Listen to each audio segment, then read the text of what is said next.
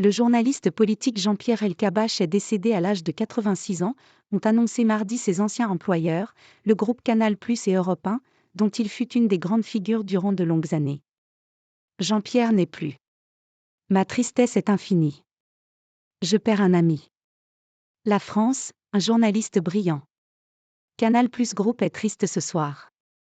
Je m'associe à la peine immense de sa famille, de ses proches, et de ceux qui ont un jour eu le bonheur de croiser sa route, à CNews, qu'il a contribué à créer, comme ailleurs, a indiqué sur X, ex-Twitter, le directeur général du groupe Canal+, Gérald Brice-Viret.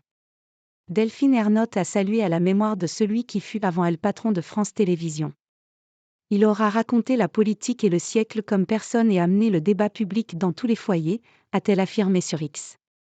Une immense voix de la radio et de la télévision s'est éteinte ce soir. Jean-Pierre Elkabbach a informé avec passion plusieurs générations de Français, a réagi Sybille Veil, PDG de Radio France. Côté politique, le leader communiste Fabien Roussel a salué un « compagnon de route de la VE République », Jean-Pierre Elkabbach aura marqué l'histoire médiatique de notre pays. Ces échanges mythiques avec Georges Marchais resteront gravés. Une allusion à une interview en 1980 avec le secrétaire général du PCF Georges Marchais qui le rabroua lors d'une interview sur Antenne 2. La célèbre formule « Taisez-vous Elkabbach » n'a en fait jamais été prononcée par Marchais, mais imaginée par des humoristes caricaturant le débat.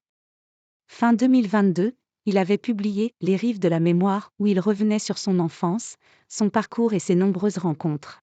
« Ce livre n'est pas mon testament, mais je veux laisser une trace », disait-il alors.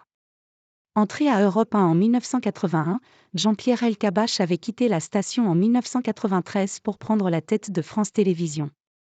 Il y était revenu en 1996, éclaboussé par un scandale sur l'attribution de contrats juteux aux animateurs producteurs stars de France 2. Fin 2016, il avait été évincé de sa case quotidienne, avant de quitter la station et d'entrer chez CNews et de devenir conseiller de Vincent Bolloré, qui contrôle la chaîne d'info. Il était revenu à Europe 1 en 2021 pour mener les grands entretiens matinaux du week-end, avant d'arrêter pour se consacrer à l'écriture de son livre.